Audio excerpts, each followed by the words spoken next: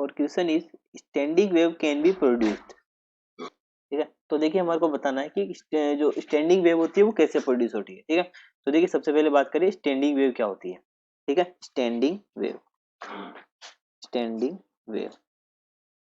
ठीक है, तो देखिए एक स्टैंडिंग वेव की अगर मैं बात करूं, ठीक है, व्हेन टू सिमिलर वेव्स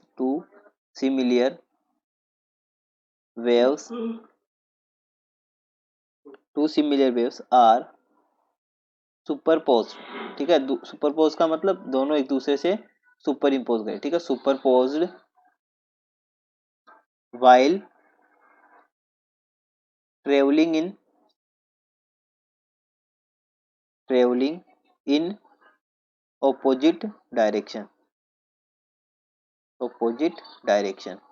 ठीक है, यानी कि दो वेव्स है, अगर हमारी सुपर इम्पोज कर रही है, अगर दोनों हमारी अगर अपोजिट डायरेक्शन में मूव कर रही है, यानी कि एक वो इधर है तो दूसरी वो इधर जानी चाहिए हमारी। ठीक है, अब देखिए कौन से ऑप्शन में है। अगर बात करें in string clamp in both side, अगर मैं दोनों साइड से अगर क्लैम्प कर दूं तो ठीक है वेव हमारी यूं जाएगी। ठीक है, और वेव हमारी वापस भी आएगी, यानी कि दोनों वेव्स हमारी आने वाली जाने वाली सुपर इम्पोज करेगी। ठीक है, तो ये हमारी एक क्या होगी, स्टैंडिंग वेव होगी। तो ऑप्शन ए सही है। ठीक है, बात करें बी की, in string clamp at one end and free at other, यानी कि एक एंड इसका क्या है क्लैंप है, दूसरा फ्री है। ठीक है, इस केस में भी हमारे पास क्या होगी, दोनों वेव्स क्या होगी अपोजिट डायरेक्शन में सुपर इम्पोज करेगी। ठीक है, बात करें सी की, तो एक हमारे पास बोला गया incident gave reflected from the wall, wall से वापस आ रही है, यानी कि ये भी सुपर इम्पोज करेगी इन अपोजिट डायरेक्शन, तो ये भी सही है। ऑप्शन डी की बात करें, when two identical waves with phase difference of pi are moving in same direction.